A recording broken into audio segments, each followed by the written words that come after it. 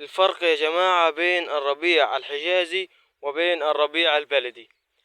هنتكلم طبعا موضوعنا النهاردة، كم واحد بيسألني الأحسن إني أزرع الربيع الحجازي أو أزرع الربيع البلدي.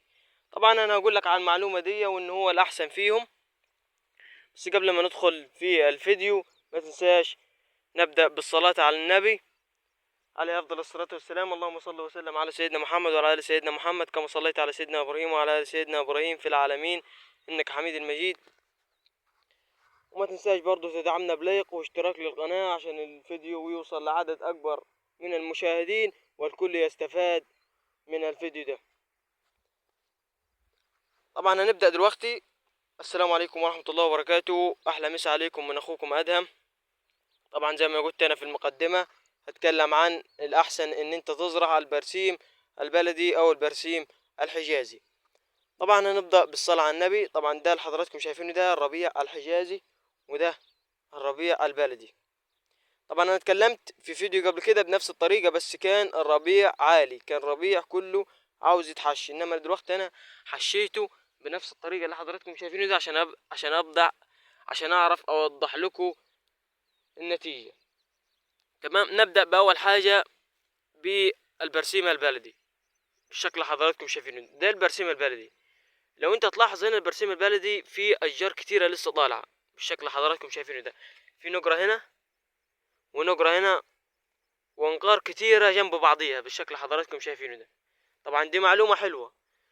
وده الحجازي. طبعا بالشكل اللي حضراتكم شايفينه ده، شوف الحجازي في واحدة هنا، نباتة هنا ونباتة هنا ونباتة هنا، يعني في كل فرق في كل مسافة كبيرة تلاقي نباتة واحدة. طبعا ده بيفرق معاك انت فوق لما ما تحش البرسيم.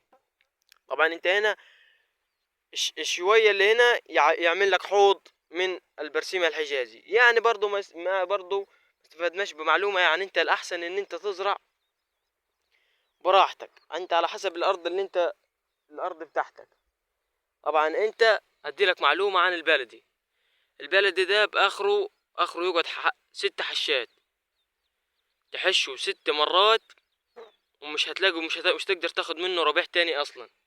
هيبدأ الربيع انه يقف ويعجز معاك، عشان هو اخره الربيع البلدي اخره 6 حشات.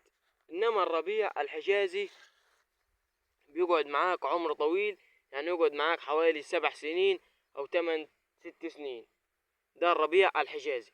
يعني انا ازرع انه يعني انا افضل لك ان انت تزرع الحجازي، عشان الحجازي بيمد معاك عمر كبير. ولو انت برضو تقدر تسيبه يعني تربيه ما تحشوش، تقدر تاخد منه نباتات وبذور ان انت تدرسها وتطلع منه تقاوي كتيرة. طبعا البرسيم بتاع التقاوي غالي، يعني انا انصحك ان انت ما تزرعش البلدي. هو البلدي لو انت عاوز تزرعه، ولو انت مش محتاج ربيع طول العام تبدأ تزرعه في وقت معين. طيب متى يمكن زراعة الربيع البلدي او الربيع الحجازي؟ طبعا انا لو انت متابعني هتخش عندي على القناة هتلاقي جميع التفاصيل عن الربيع وامتى والوقت المناسب اللي انت ممكن تزرع فيه. الاحسن وقت عشان الربيع ما بيزرعش في اي وقت، له شهر محدد انت بتقدر تزرع فيه الربيع. تمام، يعني احنا دلوقتي استفدنا ان انت تزرع احسن حاجة ان انت تزرع الحجازي. طبعا الحجازي مالكش دعوة انت بيه هنا خفيف، بس عندك هناك قدام زي ما حضراتكم شايفين انا واخدها حش كده، فتلاقيها كل ما تيجي الجاي كل ما يصير اكبر. طبعا الربيع الحجازي مش بيعوز مية كتيرة، انما الربيع البلدي بالشكل اللي حضراتكم شايفينه ده كله مية. انا طبعا سايب فيه المية للنهار بالشكل اللي حضراتكم شايفينه. ده الربيع الحجازي.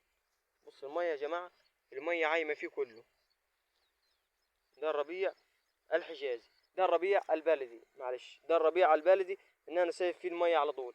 انما الحجازي بالشكل اللي حضراتكم شايفينه ده، طبعا انا مش بجرب عند المية غير كل شهر مرة، طبعا على حسب الارض اللي انت فيها. ده الربيع الحجازي يا جماعة، كل ما بيطلع لقدام بتلاقي فيه نباتات طالعة كتيرة.